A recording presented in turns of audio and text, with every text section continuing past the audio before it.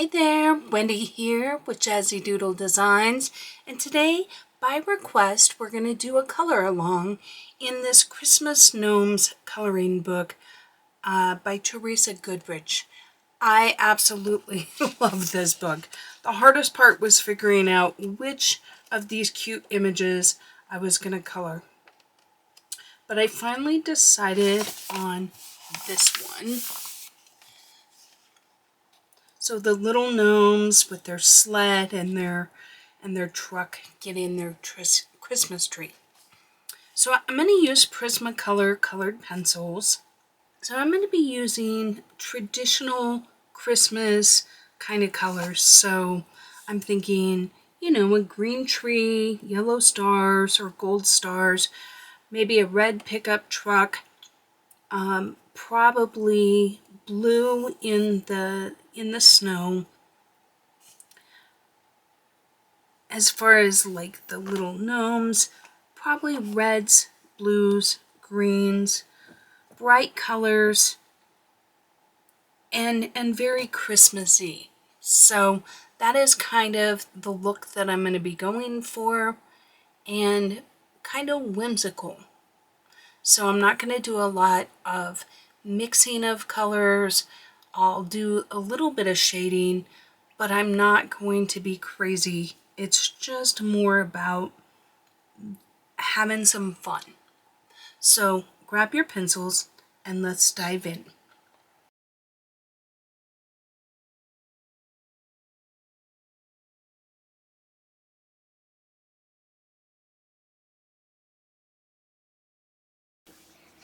Hello everybody, welcome to my channel.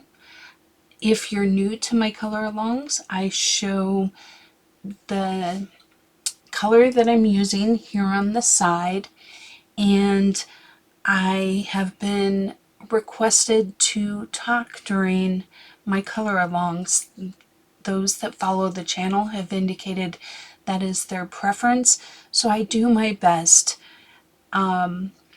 I try and talk you through my thoughts while I'm working on it as to why I choose the colors that I do and or do the things that I do.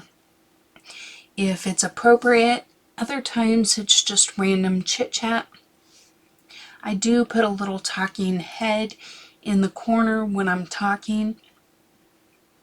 That way on my longer color alongs, you can always tell, you know, like if I put some music on and you want to mute the music, you can always tell when I'm actually chatting so you don't miss anything. So, how is everybody feeling? Did you have a great Thanksgiving? You know, ours was kind of small. It was just my mom and my husband's mom came over, but we had a really nice dinner. We ended up making a full dinner. Initially, I thought we were going to have a full house, and then everything just kind of changed. We had some weather issues with some family, and then some work issues with other parts of the family, and so it ended up being a really small gathering, but we still had all the fixings. So such a ton of food. But you know, you can't go wrong with Thanksgiving food. It's comfort food at its funnest. So I hope that you all had a safe and wonderful holiday, that you were able to take some time off and enjoy family and just really think about what you're grateful for. I have so much in my life that I'm grateful for, and it's always a nice time to pause and think about those things and the people that we're grateful for. Just like I am grateful for each and every one of you that's hearing my voice right now. I appreciate you checking out the channel. All your likes, your subscribes, your comments, they really mean the world to me, because I hope to bring value to the coloring community, because you guys really give to me so much. So anyway, let's talk about the picture a little bit. As I said before, I'm going for more traditional, bright, happy colors.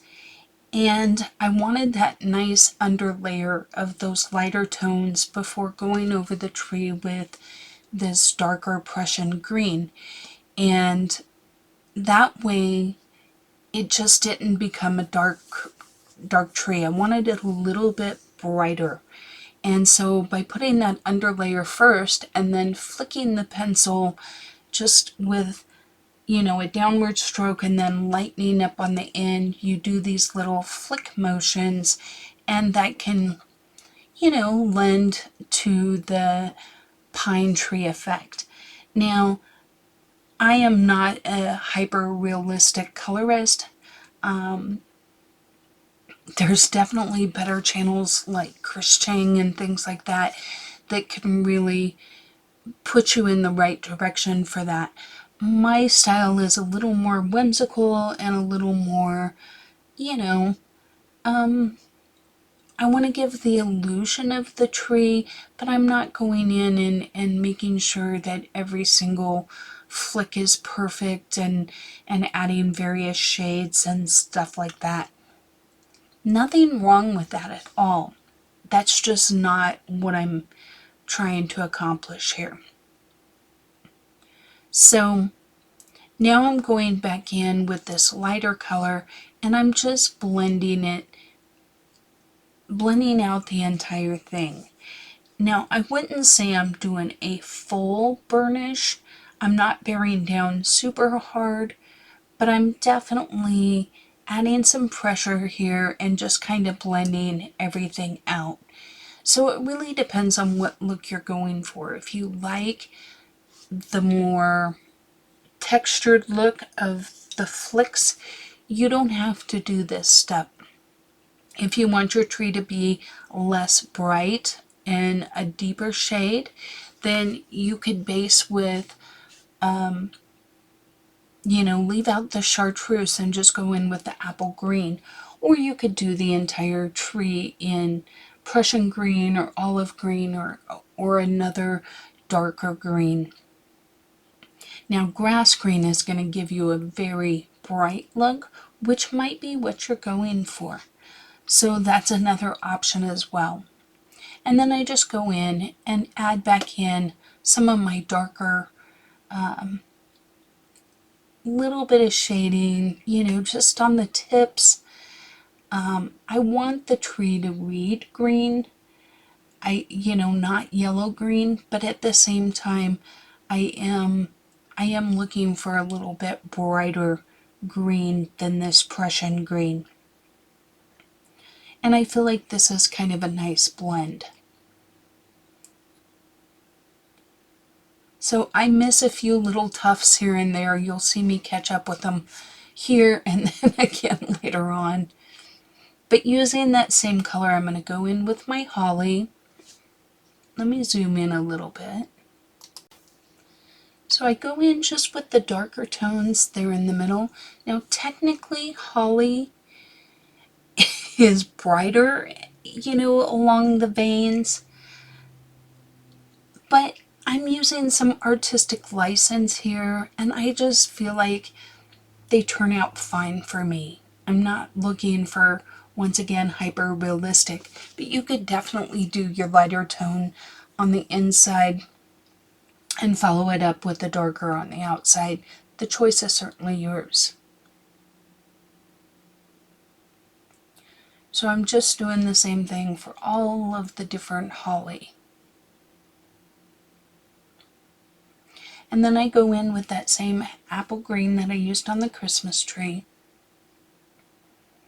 In pictures like these that are super busy, I feel like using the same colors really helps tie your picture together. I think oftentimes I'm kind of compelled to want to use a different color to, quote, set it apart from the rest of the image. The problem is that's exactly what it does.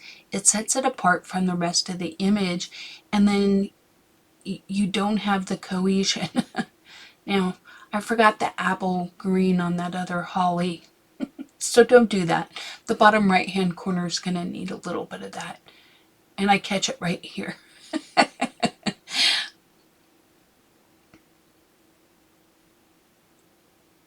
And then I'm going in with the chartreuse on the edges and just kind of blending it all out.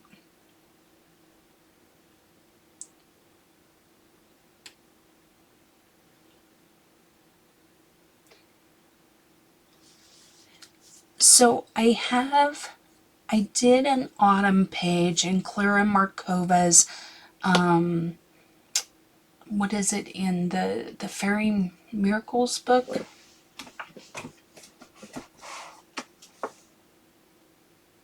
Little Secrets from My Fairy House. So let me know in the comments if you want to see that as a color along. I've chosen to pop ahead because, I don't know, Thanksgiving's over now. I colored the other one before Thanksgiving, but it's a much longer color along. It'd probably be at least a couple of parts. You know me, I kind of like to keep them all together, but that would definitely be a little bit bigger color along. And I'll probably put it up on the channel, and it might even be after the first of the year. We'll see. But now that technically Thanksgiving's over, I'm kind of getting into the Christmas spirit, and I colored this one, and I decided I wanted to put it on the channel first. Now the other was a buddy color with Tanya's colors, and I had a lot of fun, and I definitely want to put it up there, and you can see the image. It's on my Instagram, which my Instagram channel is just Jazzydoodledesigns, and I would love to see you on Instagram. I had a lot of requests to do an Instagram channel so that people, I think it's a little easier to connect and to really form that community. Because here, when you comment, it's all public. There you have the option of direct messaging me. You can publicly comment as well. But, you know, it just gives people the opportunity for different things. So I encourage you to look for me at Instagram and tag me in your posts. I would absolutely love to see what you're working on, and your colored pages. Not just the ones that are color along for my channel, but anything that you've worked on.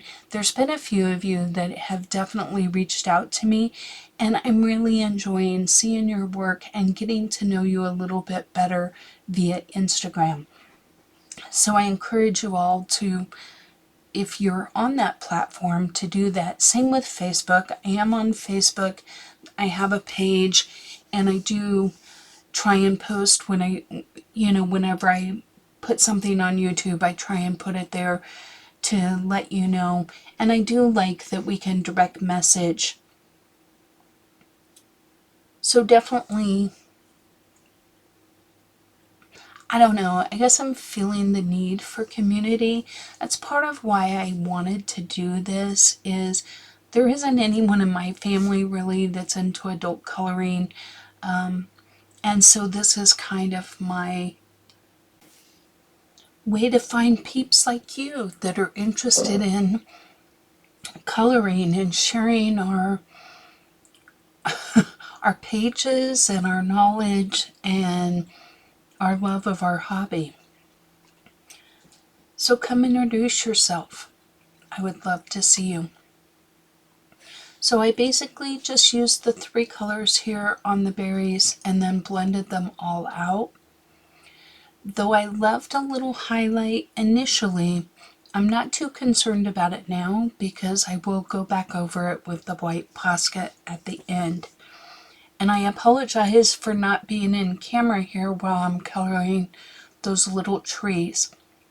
The one thing I will say is I did not color the entire tree. So I only colored patches of green because I want the white to be the other, look like snow boughs or snow clumps on the boughs of the tree, if that makes sense. I think this is the only time I'm really out of camera, so once again, apologies. So here I'm using a little bit different green. I'm using the kelp green just simply because it is right up against that other green. And then I went in with the apple because I want it similar, but I just don't want it to literally blend in with the tree. And then, because I disregard everything I say, I went in with the Prussian green. But once you have the one green down, when you put another green over it, it does change the color. So that's my thinking. And then I blend it out with this sage green, which is a totally different kind of green. And it's supposed to just be just a little bit different. Now here I'm putting in the shadows and if you've seen my videos before, a lot of times I use underlayers for my shadows. So instead of just blending with a darker shade of red, I actually go in with this underlayer of espresso just where I feel like the darkest parts of this truck would be. And then I'm going to go over it with the darker reds. And I think you'll notice the difference. This is just something that I do. Not necessarily what I would say, quote, the right way to do it. It's just one way to do it. And you don't have to do this step. I just feel like it really helps me when I add this Tuscan red. I'm going over the espresso now, and where that espresso is, you're going to see it makes the Tuscan red a deeper version of Tuscan red. And where it's not, then you just get the regular Tuscan red. So I'm going over all the espresso and just blending it out ever so slightly more, because I don't want this to be my overall tone of the truck. I want the truck to be this red, this crimson lake, or maybe the scarlet lake. We'll see. I guess this is just me adding one more layer of kind of a darker red before I go in to my main color, because I want the truck to definitely read red and not a maroon, not even a dark red. More of a cherry red is what I'm going for.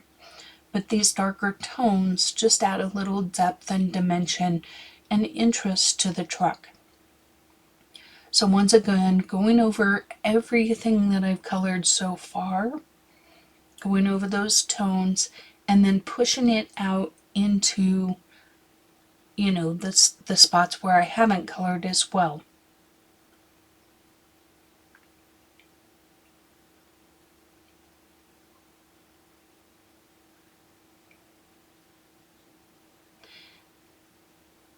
Now I have never taken any art classes, so I don't even know if this is where it should go.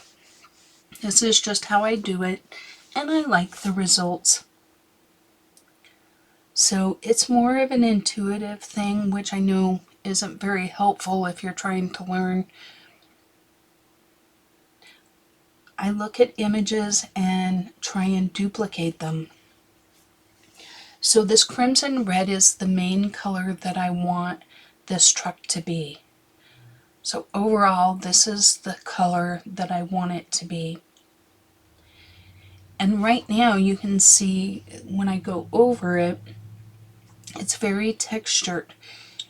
At the end of this, when I'm all done coloring, I use a Caran d'Ache full blender to blend it out and to smooth out the tone, and that gets rid of all the tooth. You could do this at any stage. You could do it as you color things. Like we've colored the tree, you could do it now. I don't. I always do it at the end. That way I always have options to add if I decide that once I put my other colors in, I'm not as happy, and I want to change something. So at this point, I do not add any more espresso, but I do go in with that Tuscan red, going over those darker tones and pulling them out just ever so slightly further into the other reds that I've colored. So just pushing them a little bit farther with a light hand. This is a very light hand. We definitely don't want to be burnishing down at this point. We're just layering our colors up a little bit. And you can find that each layer that you do is going to add another depth or dimension to your coloring. So you can see I'm even adding it to maybe areas that I hadn't added it to before. But just kind of following up a little bit. Now going in with the next slightest one, the Crimson Lake, doing the same thing, going over everything and then pushing into a little bit more into the truck than I did the first time. This just helps blend all of the different colors so that we don't have stark lines of dark and light and medium, so to speak. But you can see the overall tone is really coming together, and it's looking, I think it looks pretty good. So you can see I almost do the entire image with this color. There isn't a huge difference between this Crimson Red and Crimson Lake. I love Prismacolor reds. Quite honestly, I think I am drawn to Prismacolor more for their color palette than I am necessarily how they color. I can color with pretty much any colored pencil. I definitely have some I enjoy more than others, and Prismacolor is one of those. But I know that I am drawn very much by Prismacolor's color palette. I just feel like their reds, they just have a nice, the selection is nice and they work well together. I feel it's like a smooth gradient of colors. I've got the dark tones to work with, I have light tones to work with, but they all work really beautifully together. And I feel that same way about the greens, the grays, the browns. I don't know.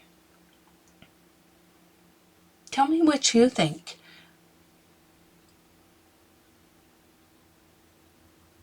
Do you like this color palette?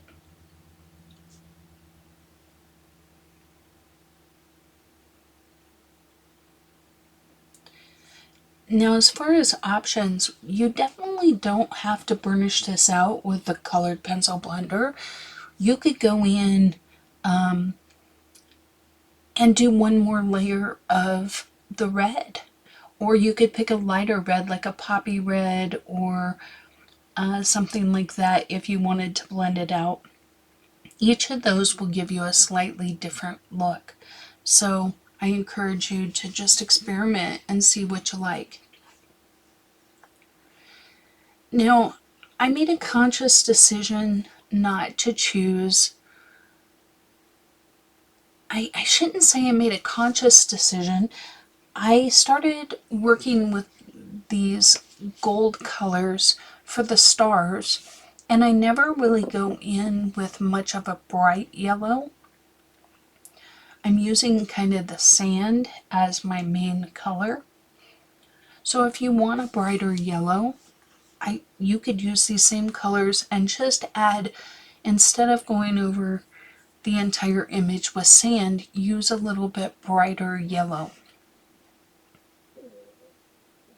And that will give you kind of a brighter star kind of color as opposed to these.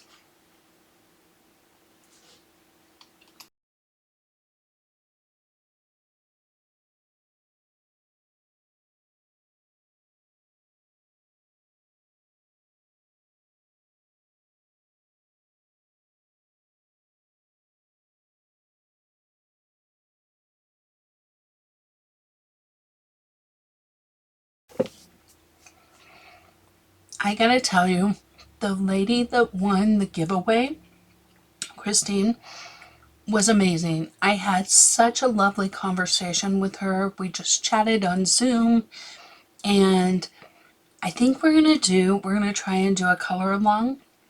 We'll see how it goes because she had some things that may limit her, so we're gonna check in. I'll be checking in with her soon. But she has the book A Million Christmas Cats, and so we picked a page out of there.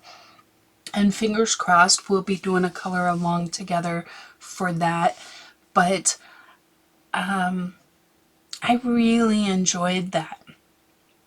And I wish that there was a way that we could do a little bit more of that type of interaction with each other. Maybe I need to do some lives.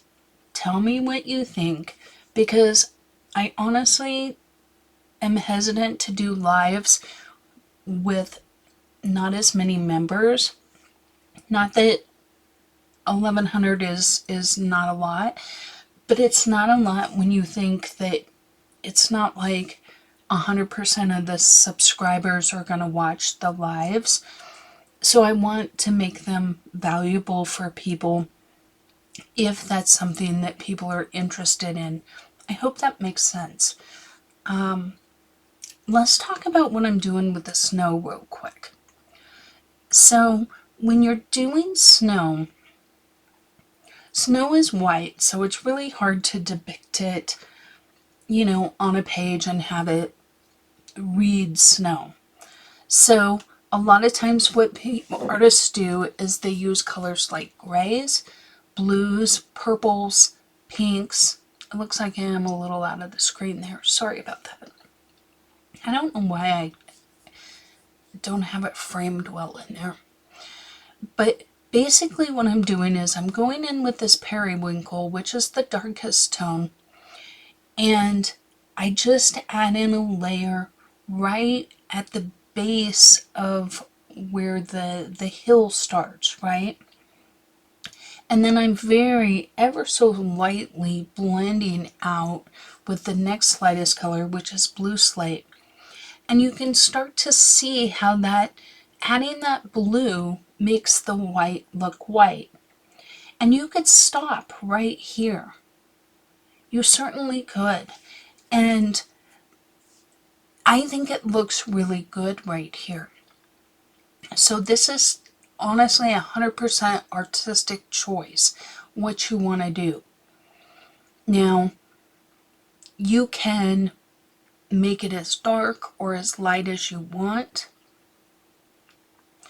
I find it, I chose to use these kind of, I would say, purplish blues on this image. Other images I like to use more turquoisey blues and sometimes pinks and purples. Because snow is reflective, I use what's around to reflect. Now here, I feel like my reflection's probably coming from the sky.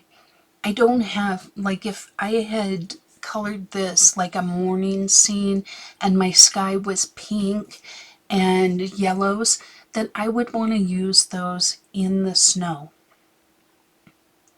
But because I don't really have anything like that, I chose to go with the blues. Now this is just a very light powder blue, and once again just going over it ever so slightly. And I definitely don't go all the way to the top. You want to leave some white at the top. Now some people use just a very tip, some use a lot more. Now, in big expanses of snow, you can choose to use your darker tones and create more hills and valleys if you would like. Now, I chose not to. I kind of like the idea that this is all untouched snow back there. And I actually liked it a little bit better when I left more white. Now, sometimes this is something where you got to kind of step back and just take a look and see, before you do it. Now, I am going to add posca, some white at the end, and that will help whiten up the whites.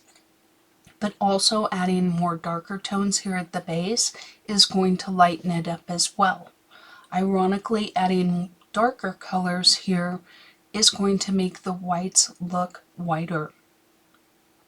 By contrast, right? Because the darker the dark is, the lighter the light looks. So that's what I'm doing here, is just adding in those deeper tones. Just kind of in the shadowy areas here, where the artist has drawn the shadows there by the sled, and underneath.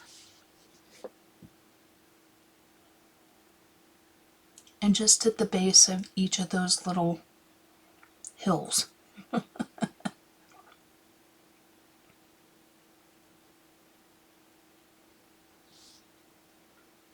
But I definitely put some white on the top of the mountains at the end.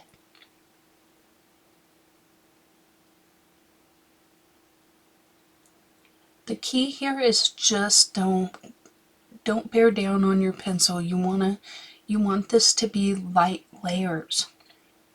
You want it to blend out smoothly.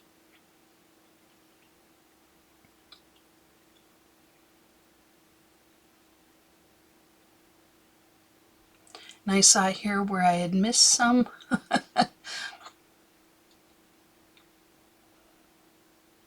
Just blending out my layers a little bit here.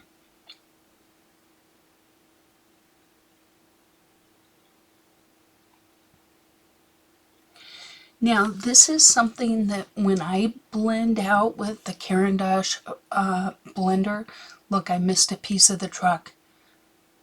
I swear there isn't a color along that I do that I don't miss something.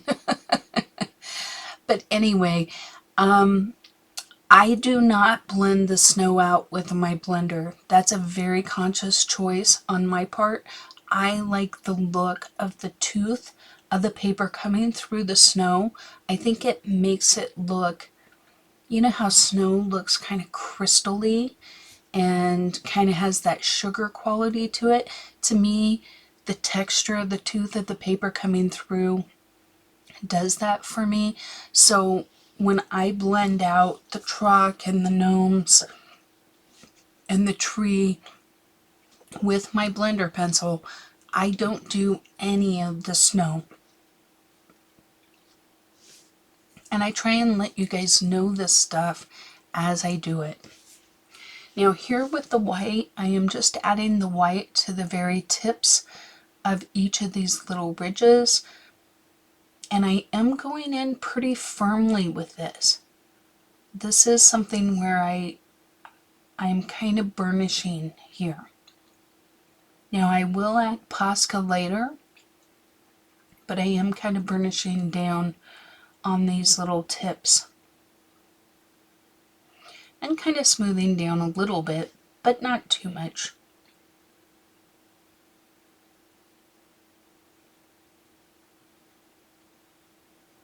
And like I said, this is a personal choice as to how much white you leave and how much, how far up you want to take your color. So just do what you like.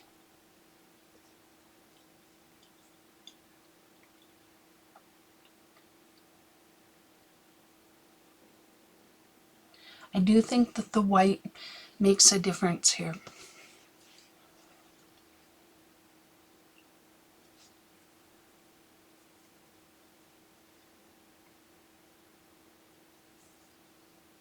Now I realized when I did all my stars that I missed, again, Wendy missed, shocking, this big star at the top. Now I like using browns in my gold, like when I'm coloring what I consider gold. I like to use a brown, and I like them to be on the warmer side. So like that mineral orange, the goldenrod, and I'm just kind of coloring in like the little, where the two arms meet, kind of where the shadowy areas are. And then I go in, and once again, sand is my main color here. And then blend it all out with cream.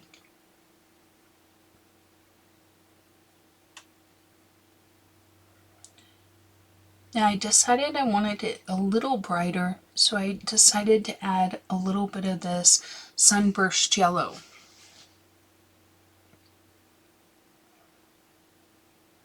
And then I just repeat the process.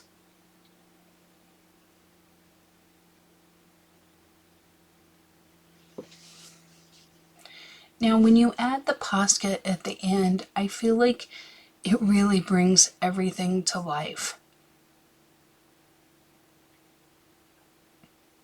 There's something about that that just makes it look rich and shiny and nice. I realized I had a little bit of red had kind of bled into that bow. Now I will say Prismacolor reds are kind of notorious for that. You have to be really careful when you're coloring around them, because you will actually pick up a little bit of the red from the truck and pull it into those other areas. So just be cautious of that. I have learned that the hard way for sure. I'm sure that'll happen with other colors too, but I've noticed that red is a little more susceptible to that.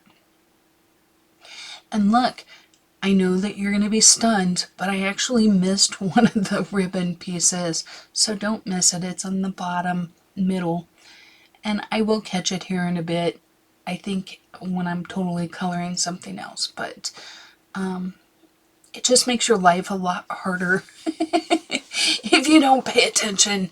But you know, you guys that have been around know me. I can be a little impatient, eager to move on, and forget that little piece and have to go back. But I'm just going in with my darker tones just on the edges, and by doing this and then pulling in that yellow into the middle, it gives it a little bit more 3D appearance. It looks like it's going around the wreath. And I feel like using the different colors just gives it a little more energy, a little more finished look, so to speak. But you certainly can just color it all one color for sure. Ironically, I go back and add the little bit of sand and burnish it all out, and still don't notice that I missed a piece. Oh, Wendy, what am I going to do with you? Now here I'm trying to plan ahead, haha, and I know that I want some of these ribbons to be done in this gold. And so I'm just looking at everything right now and trying to make some of those decisions. I oftentimes start my pages with things that I know, like I knew I wanted a red truck and I knew I wanted a green tree. You're going to find that I don't make the decision like on the blanket until the very, very end, simply because I want to see what everything else turns out like. I am so sorry that I have the top of this cut off. It's such a hard thing because I want to be zoomed in enough that you guys can really see what I'm doing, because I feel like when I'm full scale out to where you can see the entire image, you can't really see, quote unquote, what I'm doing. You just see the results of what I'm doing. So I do try to zoom in a little bit, but oftentimes then I forget that I am that zoomed in, and then I need to adjust the page a little. So bear with me. I'm learning. It's a curve. Some days I feel like I'm falling off the curve when I see this kind of stuff, because I feel like I'm improving, but then I see those kind of things and it's really disappointing, because I want to be able to show you guys what I'm doing. So let's see, what else is new? My little grandson, he has 4 teeth now, really starting to show. He's starting to eat some real food. He's crawling. It's such an exciting time. He's about 10 months old, I guess, now.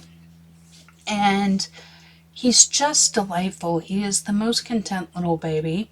So I'm super, super pleased for my son and daughter-in-law. His big brother Jackson is 8, and he is just the best little brother. He reads to him, he's patient with him, he loves nothing more than to make Mac laugh, which is, is there anything better than a baby laughing? I will put a couple of clips at the end of the color along, like I always do, after the credits.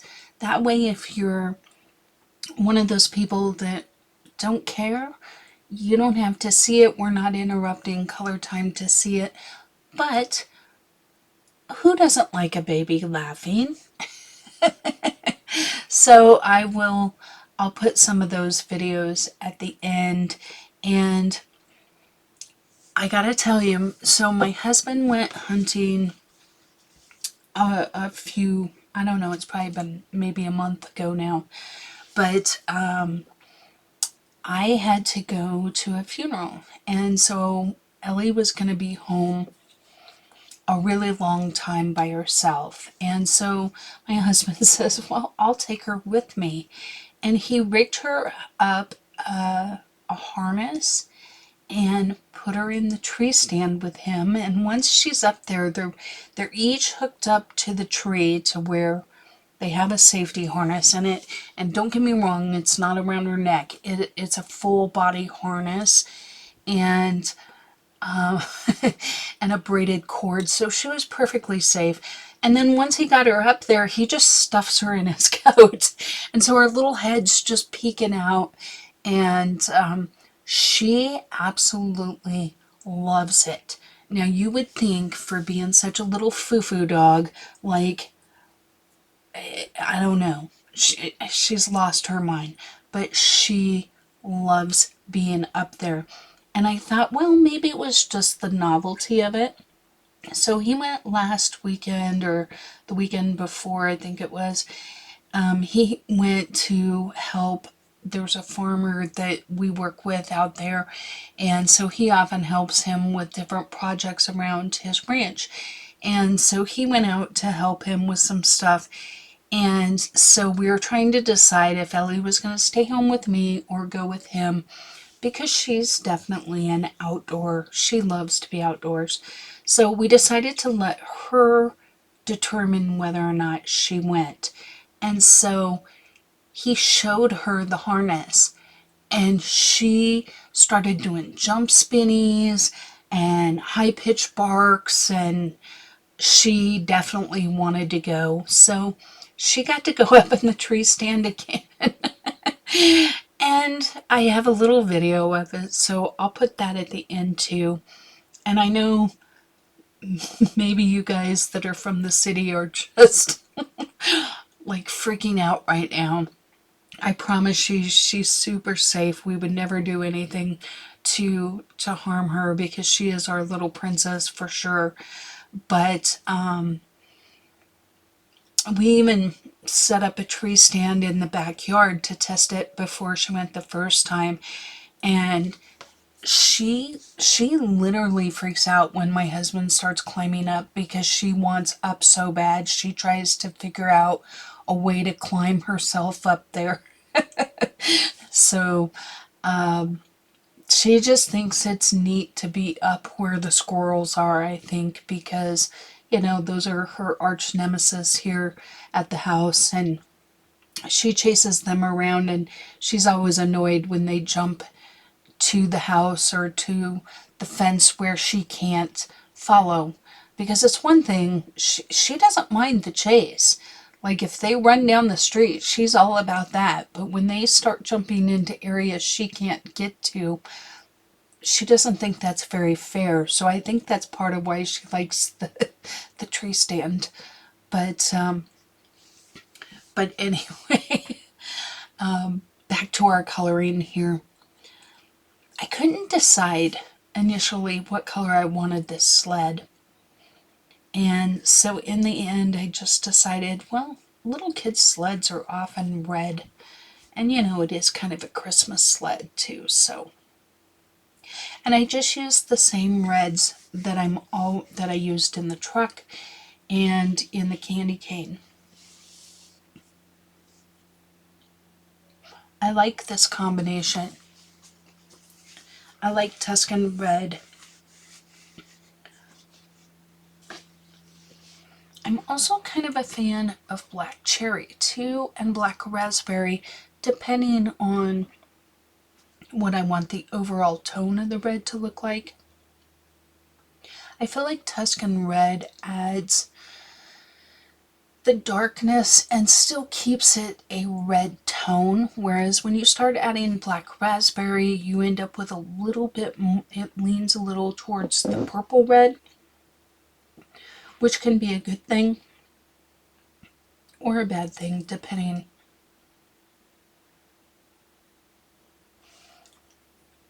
Right now I'm second guessing my decision to tell you all about the tree stand and Ellie, just because I do feel like sometimes, I don't know, it's such a polarizing, hunting is very polarizing. Some people are very anti-hunting. Living in Wyoming and Colorado, it's just very much a part of life, and sometimes I forget that to other people it's definitely not, but it is. We eat all the meat when we hunt, and it's a way of life for us, the same as maybe riding the subway to us seems scary or crazy, or like something that we wouldn't do. Maybe I don't know, when I lived in Europe, I took the U-Bahn and I absolutely loved it. But, you know, there's just, it's what you're used to, it's what you grow up with, it's what everyone around you is doing. And so I am a big believer that we all need to be more tolerant of cultures and religious beliefs and just each other. Like allowing ourselves the ability to disagree with each other and not like hate each other because we disagree.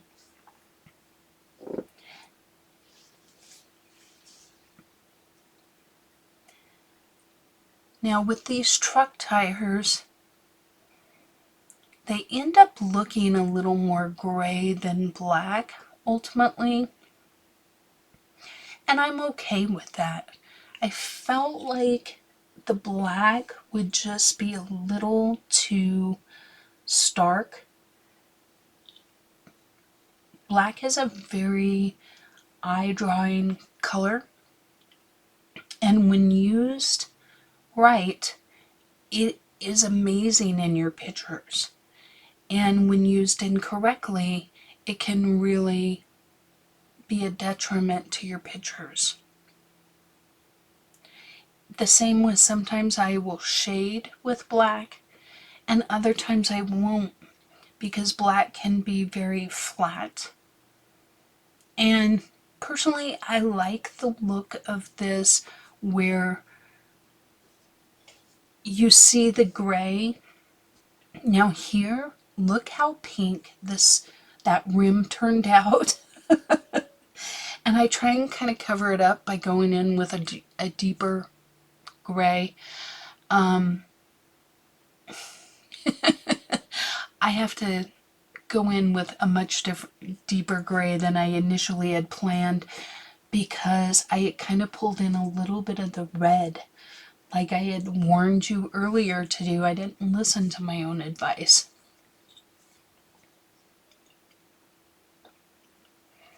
So, listen to your advice, Wendy. Pay attention. And basically, it had just a little piece of red was in there, and it doesn't take much. And it just kind of smeared it in there. Here I decided to add just a little more of the dark here and there.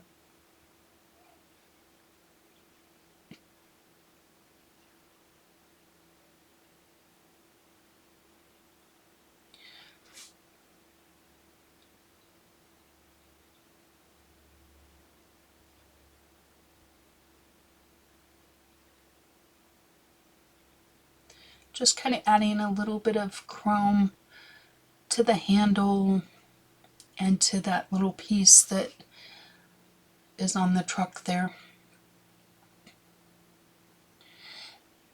Now with these polka dots, I know that I'm going to use white posca over them, so I'm not concerned about trying to color around them.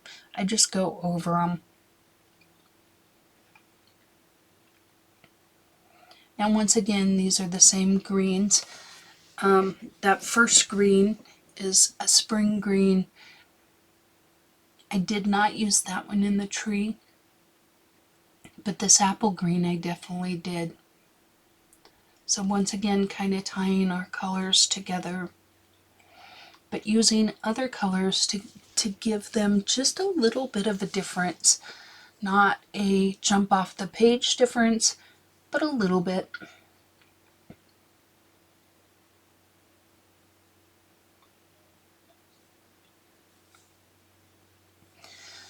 So, are you guys preparers? Do you do all your Christmas shopping throughout the year or early on in the season? Or are you that last minute, it's Christmas Eve, gotta run to the store and get your gifts kind of person?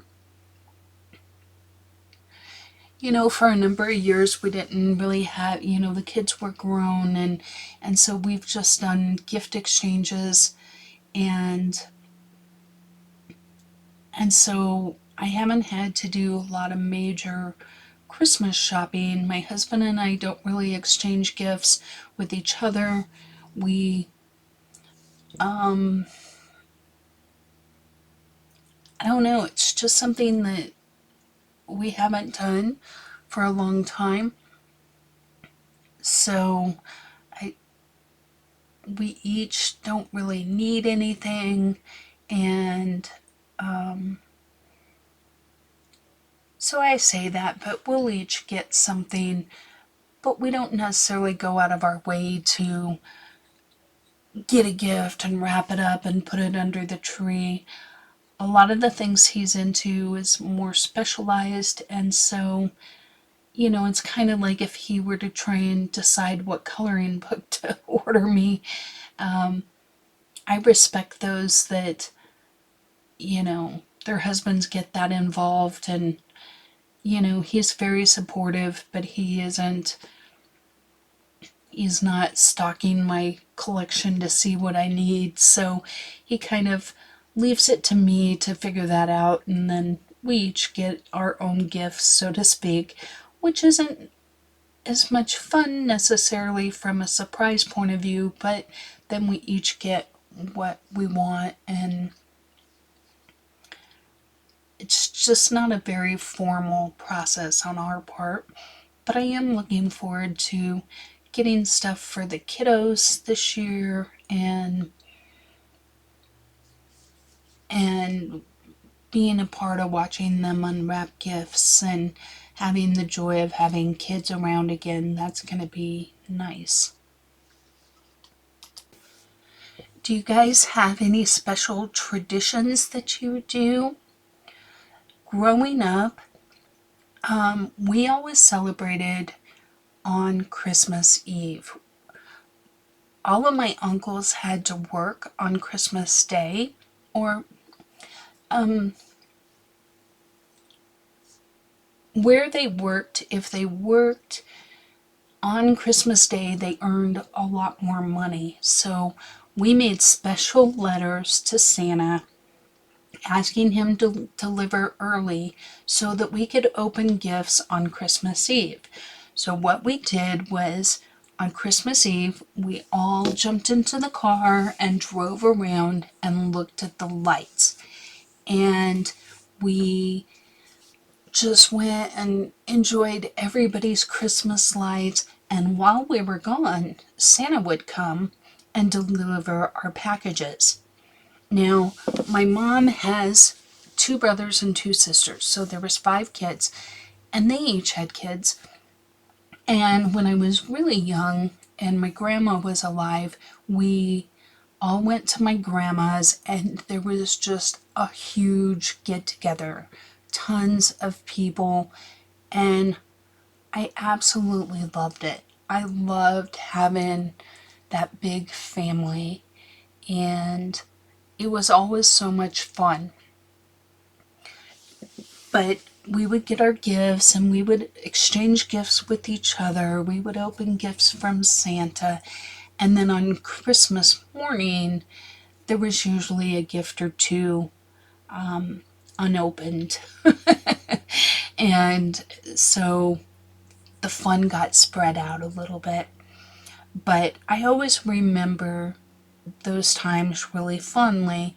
And one of my favorite memories is that cousin that I did the bunny book for. She's 7 or 8 years younger than I am. And she was at that age where she was starting to not believe in Santa. And so that year, she was convinced that her mom was Santa. So that year, I told her I had a church event to go to, and I left. And then they left to go look at lights. And when they came back, Santa had come. Now, her mom was with her the entire time. So it was a really,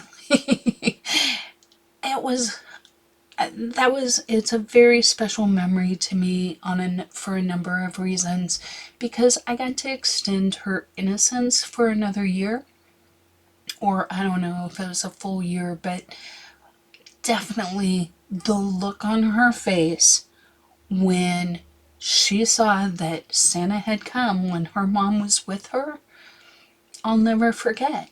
There is something about a child's joy like that that is just priceless. And I felt very grown up for being able to do that, because at the time I was 14-ish, in that ballpark. So kind of at that, not an adult, not a kid, kind of, just getting into the teen years where you're trying to find your place in the world. So that is a really fun memory.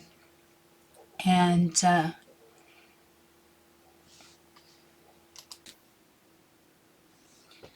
what is your favorite memory from Christmas?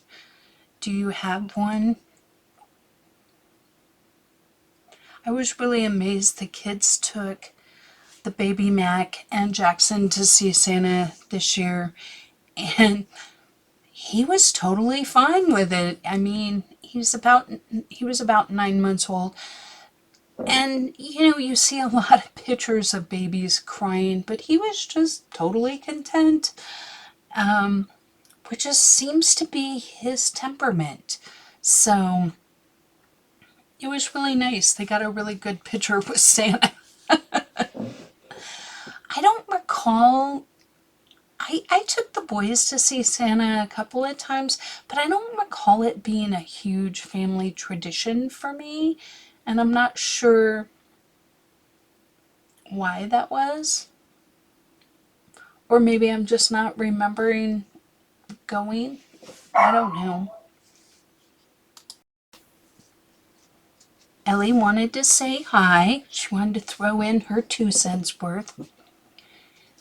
As a kid, I don't remember me going to see Santa either. I'm sure I did. I'm sure there were times when I did, but I don't really remember that. So that could be a part of why it wasn't a big thing for me to take the boys.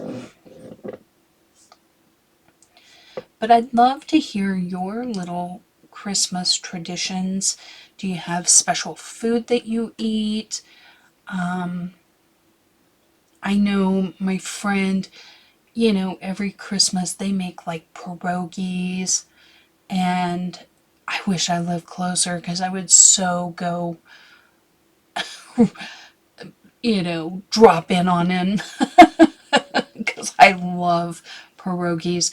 But, I was just curious if you guys had a tradition like that of a special food that you eat.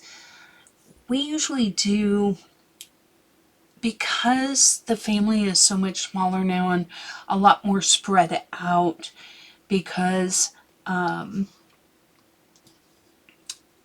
an only child, so it's just my kids, and then some of the other, like my cousins, they live farther away, or their kids are significantly younger, or we didn't live close growing, when our kids were young. There isn't that really tight bond that you sometimes see. So a lot of our get-togethers are much smaller now. And so we usually do like a game night type of thing on Christmas Eve. And it's just, I always try and do like things that are snack type foods. So like charcuterie board. Oh, I can't even say that word. Olives and a ham. I've done chili in the past because that's something my husband working for UPS, depending on what day Christmas Eve falls, a lot of times Christmas Eve, I mean, we've had years that he worked till 9, 10 o'clock. We've had years when he was off at 4. We've had years when he was off the whole day because maybe it was on a Sunday or something.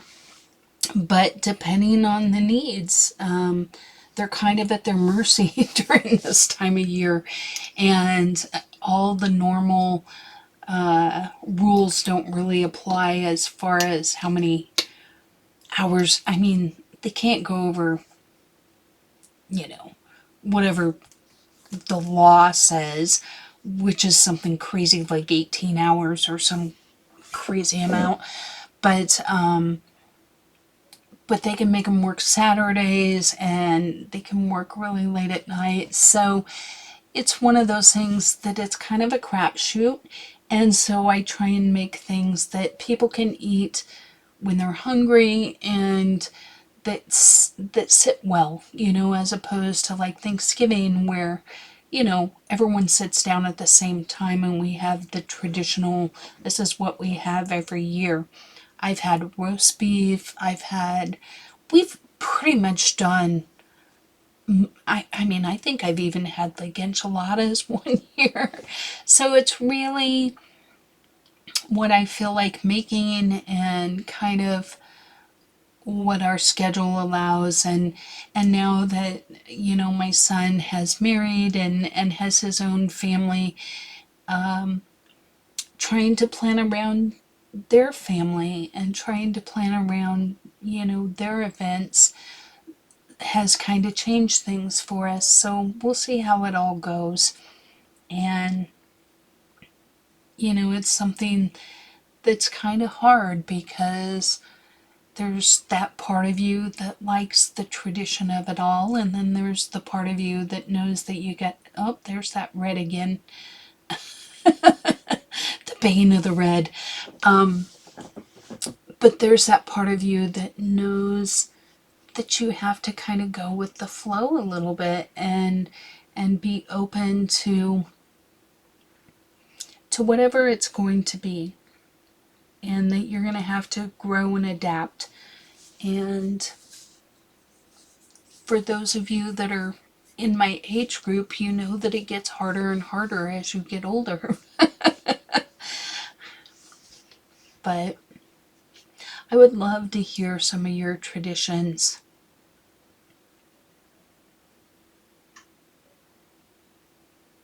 Do you have favorite shows that you want to watch? My husband always insists that we watch Die Hard. So once a year, usually fairly early in December, we watch Die Hard because, it's a Christmas movie. And the hard part for me is we got rid of cable. So we haven't had cable for quite a while. And all of the little cartoons that I grew up with, Rudolph the Red-Nosed Reindeer and Frosty the Snowman and all of those, they're all on cable TV. And so it's been a little more difficult finding those to watch.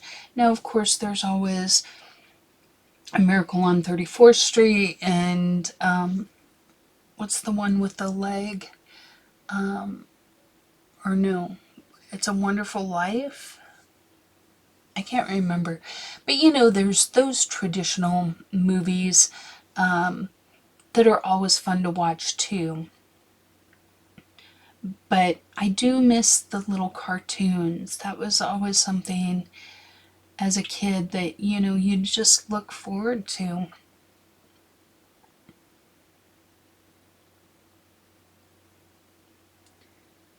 Now's the part in these videos where I start going, now what am I going to talk about?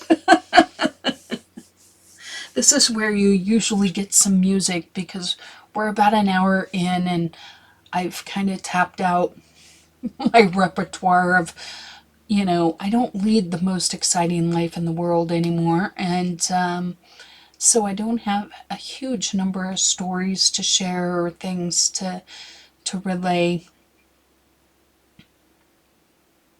But I decided to do this little guy in blue. And I'm just using 5 or 6 different blues, and I'm just taking each one of them a little farther out. Now, if you've ever watched Karen on My Colorful Country Life, this is very much how she colors. However, she burnishes as she goes. So when she goes in with her first color, like she burnishes and then lightly moves into her second color and then burnishes and moves into her next color. I tend to lay down layers of each color and make sure that I've got my highlights where I want them and my shadows where I want them, and then I go back in again. There certainly isn't a right or a wrong way to do it, but just know that that is an option for you.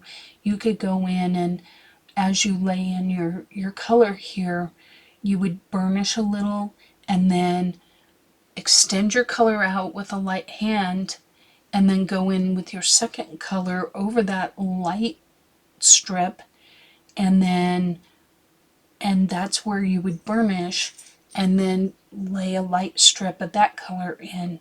And that is certainly a good way to blend as well. There is no right or wrong way, in my opinion, to color. Each of us has our own little personality and things that work for us. And I think her way is very efficient. And I did a dragon color along with her very early on, before I even had this channel, even. And I found that that was a good way, especially in Kirby books. It works really well. For me, this is kind of the style that's evolved for me, is a little bit more of a layering. And I also tend to use more variety of colored pencils. And I find that I can make most colored pencils work with this style because Prismacolor blends very well that way. And I'm not sure if she does it with polychromos or not. She probably does because she's wicked talented. But, for me, I just know that I can make almost any colored pencil work with how I'm coloring because it's kind of a combination of the blending and the layering technique. I'm doing a little bit of both.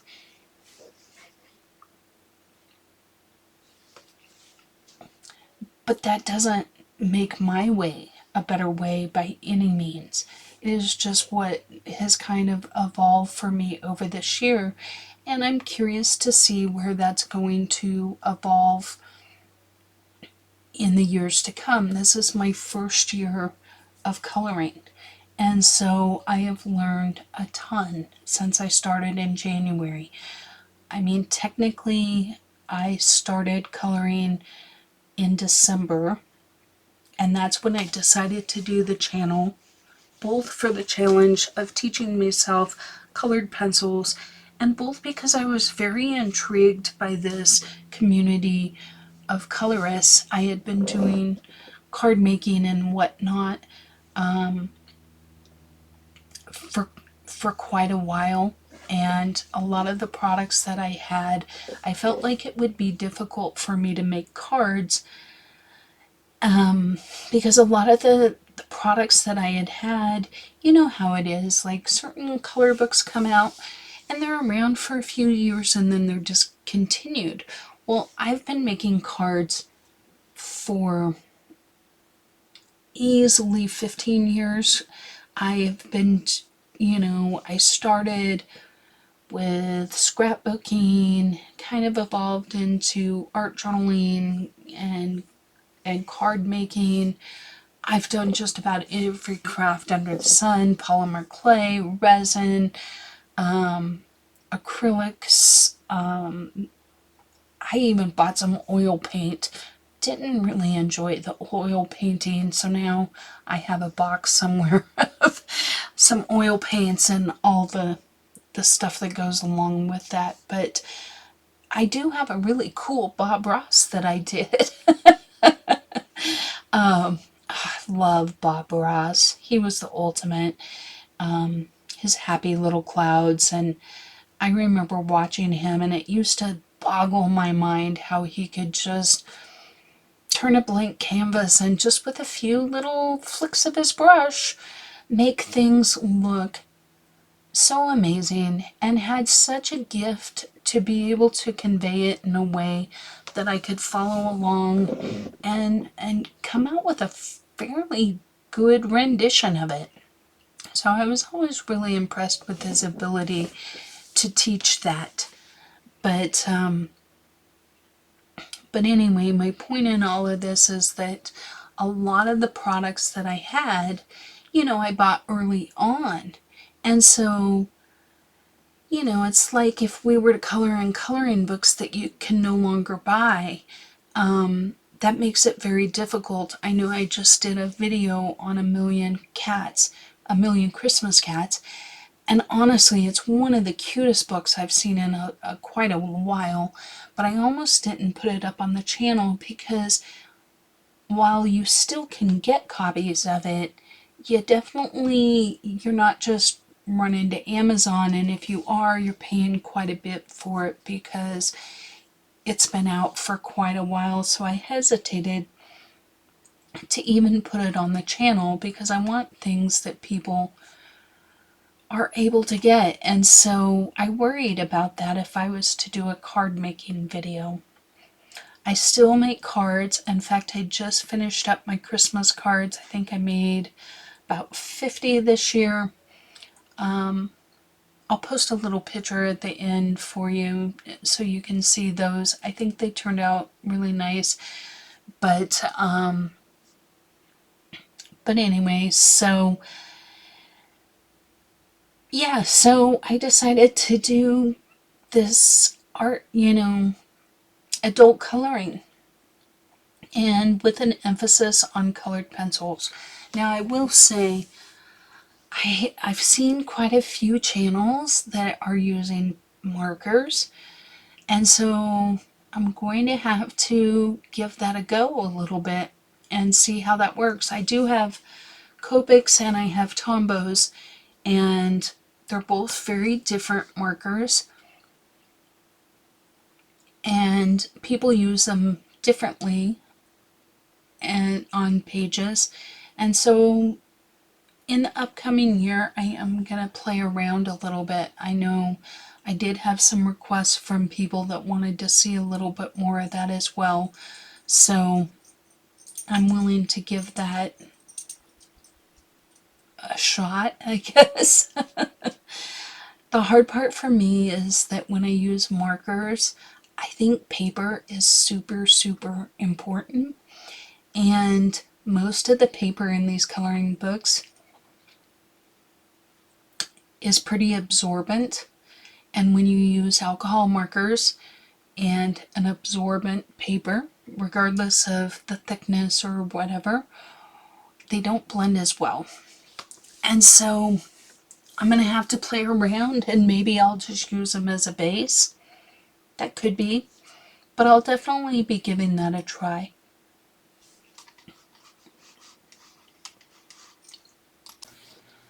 So one of the things that colorists tell me they struggle with is deciding what color to color things. And I have to say, I too struggle with that. So on this page, I literally color the things that I know what color I want them. And then I just look and make evaluations. So in my mind, I was like, the gnome that's by the tree. I knew I didn't want to color him green because he would blend into the tree. I felt like I had quite a bit of red with the big truck, and I really didn't want to pull that red to that side because then I would have a lot of red in the center and no other red, right? So I decided I wanted the truck to be the main red with little pops of highlights. So that left me with blue. Couldn't go green because it'd blend in the tree. Didn't really want to go yellow for the same reason. I didn't really have any orange in the picture other than this little bit here and there to kind of change up the yellow a little bit. So that left blue. So I went ahead and I knew I didn't want a really light blue because then that would be competing with the snow. So I went with this more of a vibrant, darker blue. So now that I have that in there, I think I colored the green gnome first. But these are the thoughts that are going into my head as to what color am I going to color this gnome, what color am I going to color that gnome. Now, I could have colored her blue as well, and I think that would have worked out fine. But I decided I wanted to balance the big green tree with some green down below. So that's why I chose green for her. And so once I have those things in place, then I just keep popping around to each of the presents saying, what color don't I have? Okay, I don't have blue up here. I'll add some blue. I've got the green packages on the bottom, so I'm going to bring up the green to the top. right? And I just keep going back and forth like that. So now I'm looking at that, I'm jumping ahead a little in the color along, but this is how my thought process is. What color do I want all the little baubles? Do I want them to be the same color, or do I want them to be a variety of colors? So I decide that I want blue, green, and red. But I want the green has to be a different green than the tree green. So I'm thinking about that. So then I decide, well, the shoes are either going to be brown or they're going to be black. And I decide I like the idea of the black because then it ties in the tires to the shoes and it kind of creates a nice little triangle of pops of black. So that's why I chose black for the shoes as opposed to green or brown or whatever, because then I can make his shoes black as well, his little boots. So I'm just adding darker, and then I try and leave in some gray into the shoes also, just for a variety of color. And then I go in with actual black, just at the very bottom of the sole and the very bottom of the shoe, leaving a little bit of gray in between. Now that buckle I decide I'm going to do at the end, and I'm thinking I'm going to use a marker. In the end, I think I just use colored pencil, but in my mind I was thinking I was going to make them, like a yellow posca marker type of thing, which you certainly could do. I will tell you that I debated putting glitter on this page. I was going to put white or some glitter on the actual where the white of the snow is. I was going to actually add glitter. And in the end, I really liked how it turned out, and I just felt like it didn't really need it. Now, if the other thing is I really didn't want glitter everywhere because, how's that saying? Glitter is the herpes of craft world. Once you get it, you can't get rid of it. There's some truth in that. It's kind of a crass way to put it, but there's some truth in that. During this time of year, glitter gets everywhere.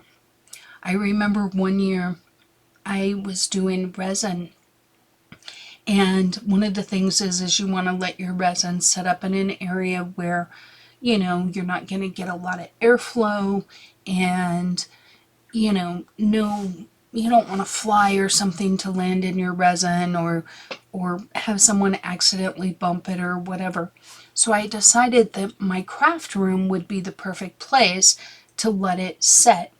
And so I set it up in here, and this was in May, because I was going to a conference, and one of the resin pieces was a gift. I had done a flag, and it was going to a federal or a fellow veteran, and he was quite a bit older than I was, and I just thought he would like it. And there was little tiny flecks of glitter in it, and I was like, I hadn't used glitter literally for months, but you don't realize how much glitter is microscopically floating around in your craft room when you literally haven't used it for months. Because this was like May. So the last time I had even thought about glitter was at Christmas. And I don't even remember if that year, I like things like stickles because then it's not loose glitter. I love the look of glitter. I just hate that it literally gets everywhere. So, long story short, I decided I wasn't dealing with the glitter today, but I do feel like it could look very beautiful to do that. So feel free if you want to get glittery with it. I think that some white glitter or some even like a Wink of Stella type of thing on the snow, maybe I'll do that. That's a good idea. Maybe I'll add a little touch of Wink of Stella to this page now that I'm all done and I'm filming it and everything. But you know, I I I can always change my mind, right? That's a girl's prerogative. So once again, now I'm like back to, okay, what color should I make?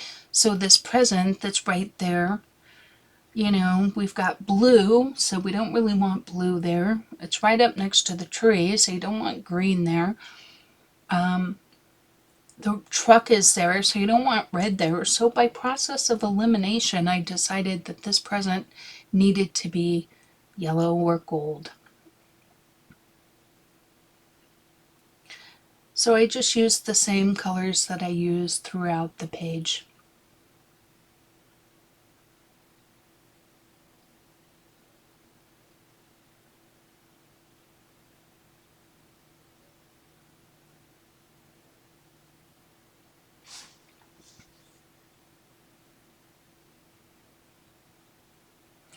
Sorry for the long pauses. It's just, you know, we're an hour and a half in and I'm trying to figure out what I can tell you guys that won't bore you to tears. Now here I'm putting in my darkest spots right there to indicate like the bow is a little bit bent. You don't have to do that. You can color it like we did the bottom right hand one where there's like the little sheen on the edge. But I thought that this would add a little bit of interest to this bow since it's kind of right in the center of the page. Excuse me. And you've got the darker edges there on the side.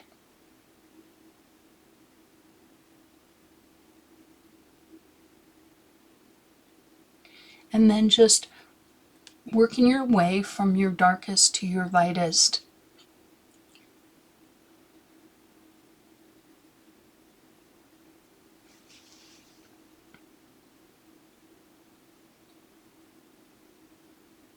Leaving your little highlight there.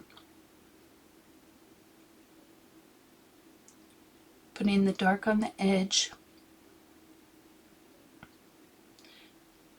Just all of this gives it a little bit of kind of depth.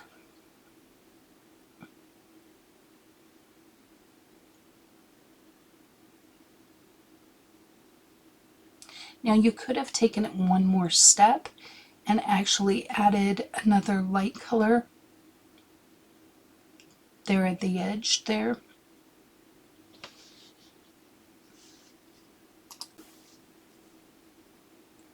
So I start coloring this little package here with this red, and then I lost a little bit of footage, and I think what happened was I didn't hit play or record because I miss the coloring in that blue package there.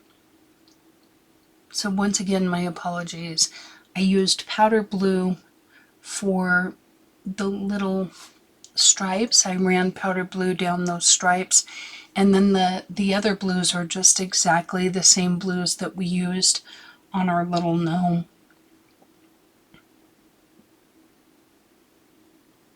Here I'm coloring the little baubles. I go in with a darker color and I make like a little half C, and then I just add the regular colors on top.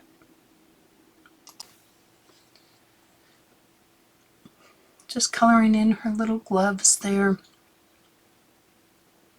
And I decide to add a little bit of dark to those little texture of her glove using that grass green, which is what I used in the bulbs, just to make them stand out just a little bit. And then I go in and just add a little bit of shading with that darkest green, just going around the edges just a little bit.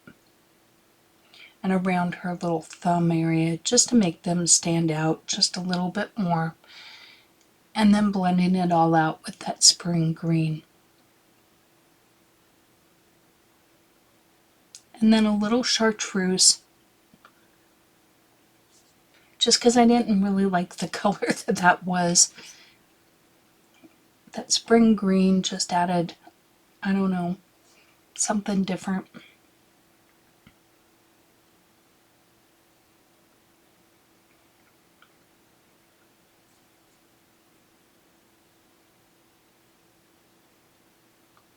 I really need to learn to comb my hair before I do these. I think it is combed, it's just, when your head's bent over, it's a weird angle to your hair, so it makes it look like it's just sticking straight out from my head. You guys must think, good golly, Miss Molly, what is up with her? So here I'm just blending out all the little bulbs again. I guess I had missed the blue ones.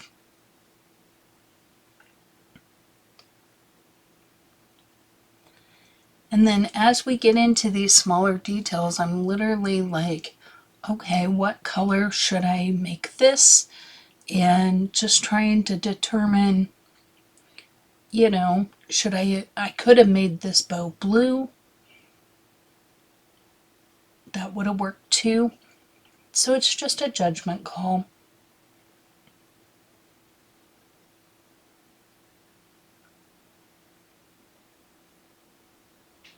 Usually just using 3 different colors, and then the 3 you choose, whether you use permanent red, I could have used poppy red, that would have made it a little lighter.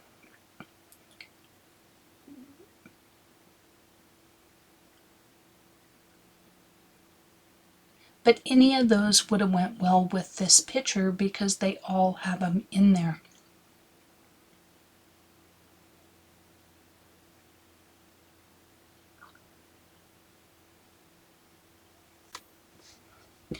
Now this little bow I decided to do green.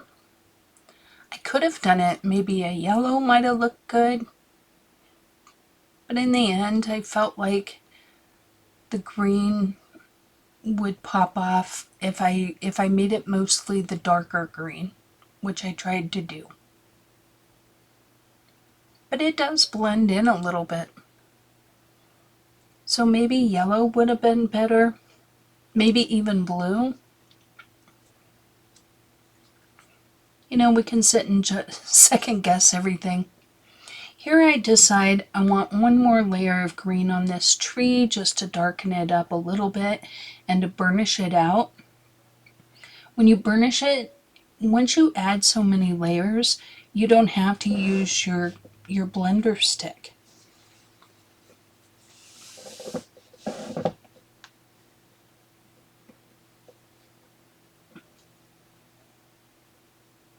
So the choice is certainly yours. If you like the lighter green, then use the blender stick. Here I decided instead of green and white, I wanted just a dark green and light green for that package.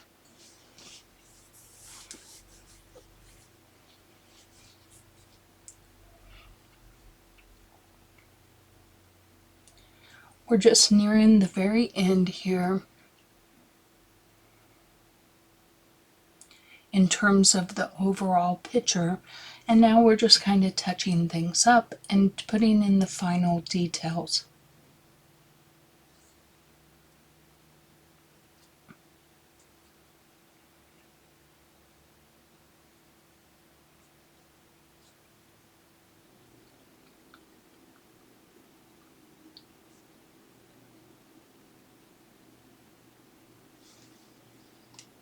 So I'm going to put a little bit of music on just to finish, get us to the final stages.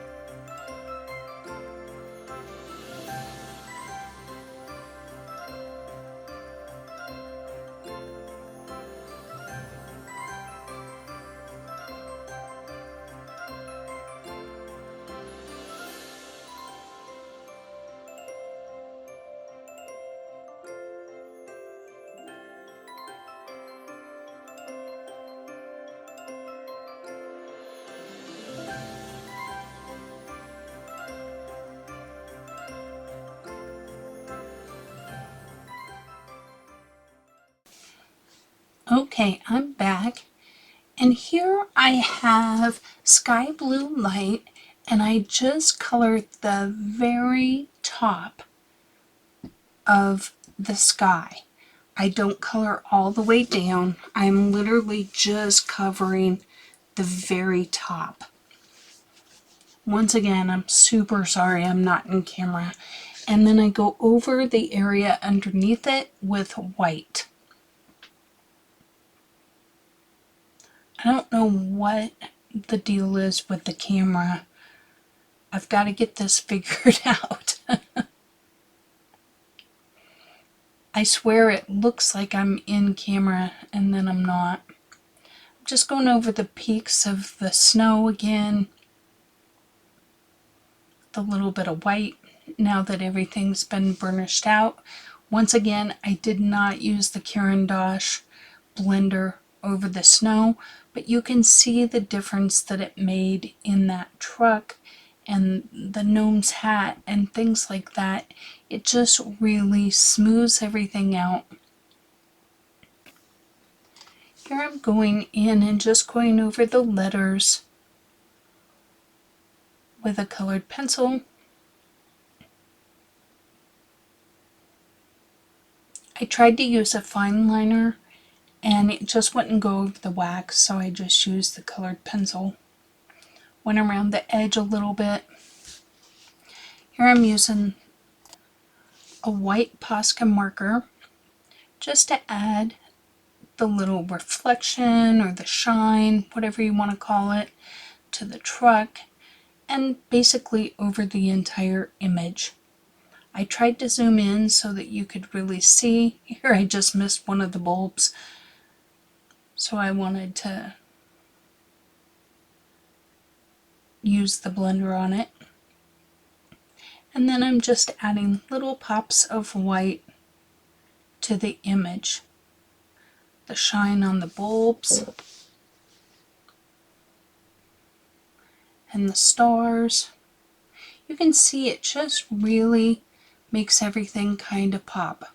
It makes them look shiny, and in my opinion just kind of brings everything to life.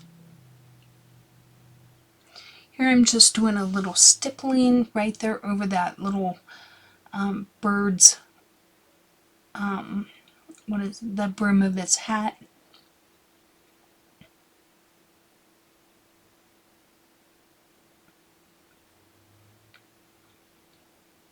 I don't think that there's like a perfect place that you can put these.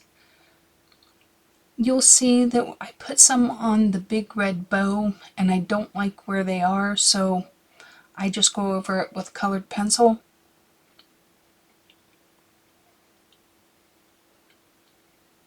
But even on the wrapping paper, I put them on the holly berries because I just feel like it just really ties everything together.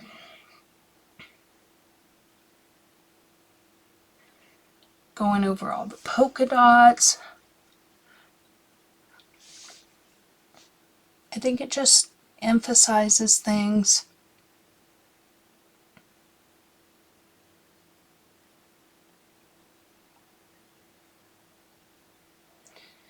Now there are some images where I don't feel like it works as well.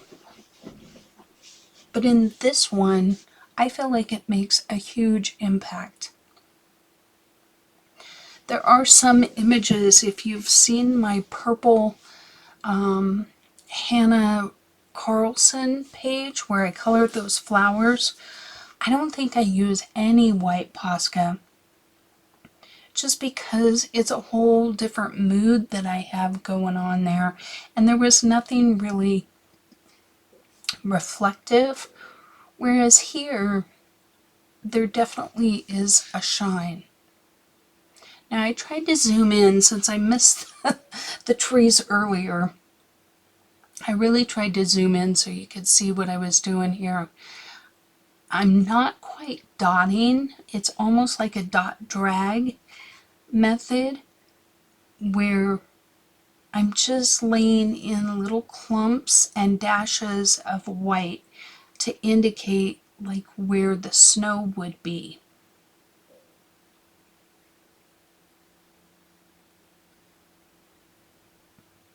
I hope that makes sense. But I felt like it was pretty effective.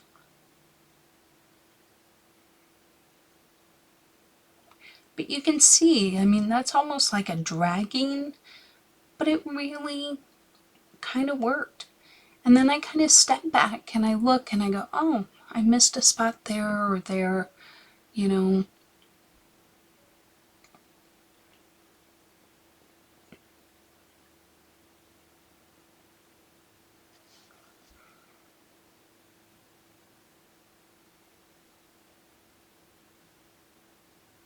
I decided I didn't really like that. So I just kind of wipe it off a little bit. You can do that when you first put it on.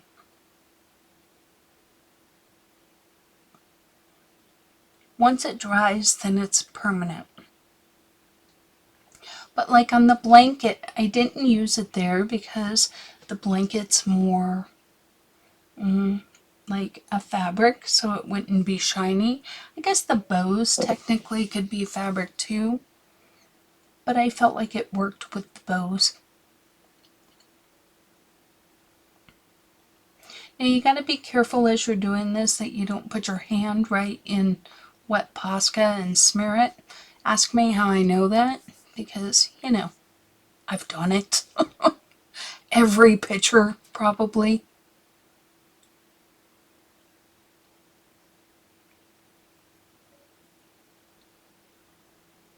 So once again, just put stuff on, step back,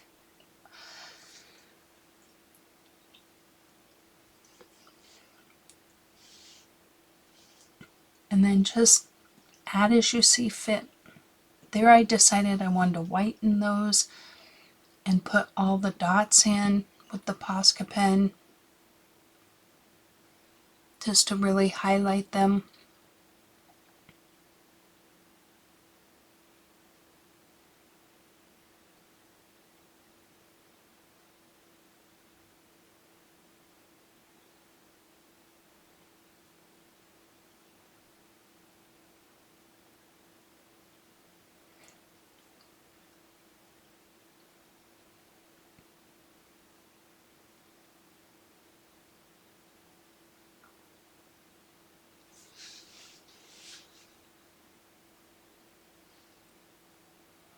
It's funny, you think that you found them all, and then as you look, you're like, oh no, I didn't. So here's what I'm talking about. I put this on, and I decide I don't like it, but I waited a little too long and it was dry, so I just took my red colored pencil and just went back in and just kind of covered them over. And not 100%, but just really kind of pulled them back a little bit. So here I just wanted to add a little more color to my candy cane, so I go in with my darker red just on the edges. Just deepening those up. Just doing one more layer essentially. And then I put in my little shine mark on my candy cane.